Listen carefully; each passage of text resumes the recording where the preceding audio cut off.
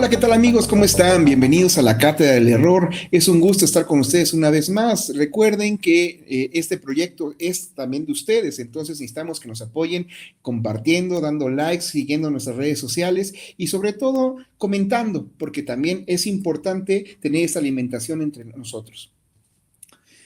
Hoy vamos a entrar en un tema delicado. Hay que decirlo desde el inicio. No lo vamos a tratar desde el morbo, ni desde el dato frío, ni desde la discusión fácil. Vamos a intentar pensarlo en serio como solemos hacer.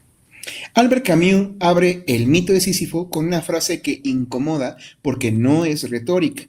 No hay más que un problema filosófico verdaderamente serio, el suicidio. No es una frase para impactar, es una forma de colocar la existencia misma en cuestión. Y eso cambia completamente el tono, porque si ese es el problema, entonces no estamos hablando de algo marginal, sino de algo que atraviesa el sentido mismo del vivir. El suicidio no empieza en el acto. Empieza mucho antes, cuando lo que se sostenía deja de hacerlo. Si tomamos en serio a Camus, no como cita, sino como pensamiento, el punto no es decir la vida es absurda y quedarnos tranquilos con eso. El absurdo no es una etiqueta, es una experiencia. Y esa experiencia aparece cuando el ser humano, que necesita sentido, dirección, coherencia, se encuentra con un mundo que no responde, no que niegue, sino que guarda silencio. Por eso Camus escribe que el absurdo nace de la confrontación entre el llamamiento humano y el silencio irrazonable del mundo. Y ahí ocurre algo muy importante. No se rompe la vida, se rompe la relación con el sentido. Y cuando esa relación se rompe, lo que cae no es simplemente el ánimo, cae la justificación de seguir. Porque uno puede soportar dolor, pérdidas, incluso fracaso, pero necesita algún tipo de marco que le diga por qué vale la pena seguir sosteniéndolo. Cuando ese marco desaparece, el esfuerzo se vuelve injustificable. Y entonces aparece el problema del suicidio no como impulso irracional, sino como una posibilidad que empieza a parecer coherente. Y ahí está lo radical. En Camus no descalifica esa lógica, la reconoce, la sigue, la deja avanzar, pero no se queda ahí. Porque su respuesta no es el suicidio, tampoco es una fe ingenua, es algo más incómodo, sostener el absurdo sin resolverlo. Por eso escribe, vivir es hacer vivir el absurdo, hacerlo vivir es, ante todo, mirarlo. Y eso implica algo que no es fácil, no escapar rápido, no anestesiar, no cerrar el problema antes de tiempo, sino permanecer, incluso cuando no hay respuesta. Si pasamos al psicoanálisis, el problema se vuelve más íntimo. Ya no es solo la relación con el mundo, es la relación con uno mismo. Sigmund Freud en Duelo y Melancolía plantea algo que sigue siendo profundamente incómodo. La sombra del objeto cayó sobre el yo. Eso significa que hay pérdidas que no se elaboran, se incorporan. Y cuando eso pasa, el sujeto ya no dice perdí algo, se convierte en esa pérdida. Es como si la herida dejara de estar en la vida y pasara a estar en la identidad. Exacto, y ahí ocurre un giro muy fuerte.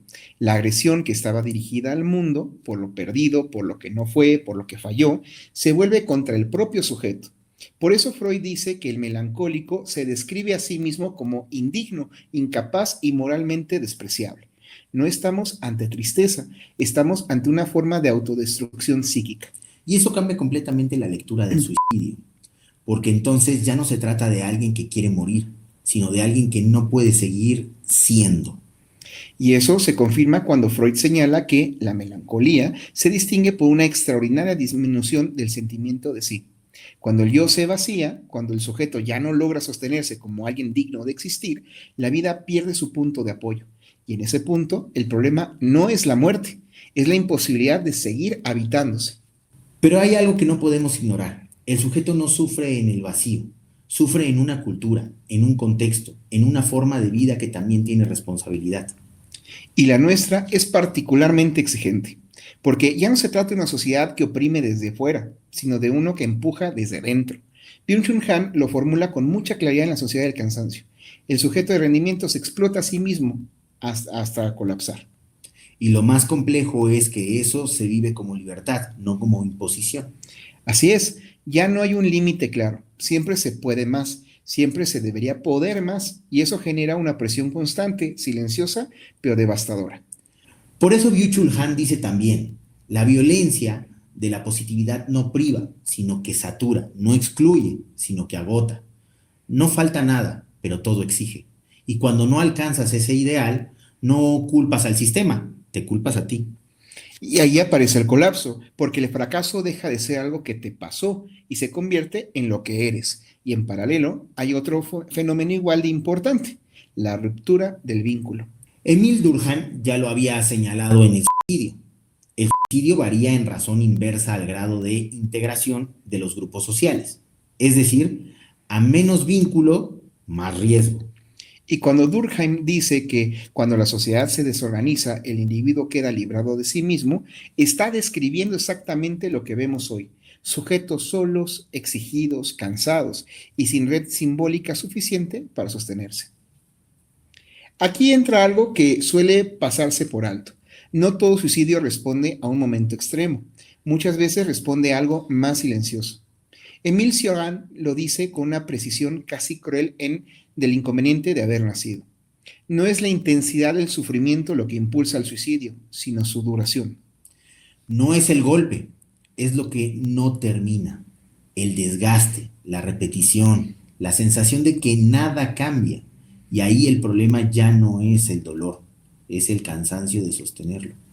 Por eso la pregunta clave no es solo cuánto duele, sino qué sostiene ese dolor. Y ahí aparece algo que Nietzsche formula con mucha fuerza en El ocaso de los ídolos. Quien tiene un porqué para vivir puede soportar casi cualquier cómo. Pero cuando ese porqué se pierde, el cómo se vuelve insoportable. Y aquí hay una dimensión que no se puede ignorar, la espiritual. No como consuelo fácil, sino como experiencia real de inquietud. San Agustín lo expresó con una profundidad que sigue siendo vigente. Nos hiciste, Señor, para ti, y nuestro corazón está inquieto hasta que descanse en ti. Esto fue en sus confesiones. Pero ese descanso no es inmediato, y en ese tiempo intermedio el alma también se desgasta. Y eso es importante decirlo. La experiencia de vacío no solo es psicológica, también puede ser espiritual. Y sostenerse ahí, sin respuestas claras, es una de las experiencias más difíciles que puede atravesar una persona. Hablar del suicidio exige responsabilidad. No es solo un problema individual, ni solo social. Es una tensión entre ambos. Hay algo que debe quedar claro. El suicidio no es una solución, no resuelve el sufrimiento, lo interrumpe a lo sumo. Y muchas veces lo desplaza hacia quienes quedan. Decirlo no es dureza, es honestidad.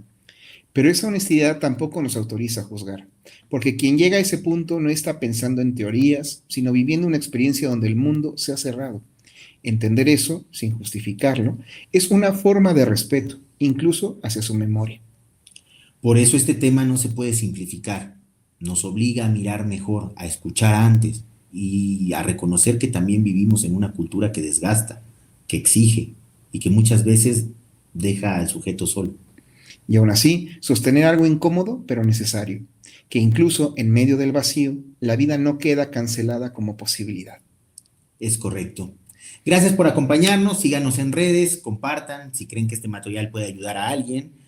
Y pues vamos a seguir aquí en la Cátedra del Error, pensando juntos. Denle like, suscríbanse y activen las notificaciones.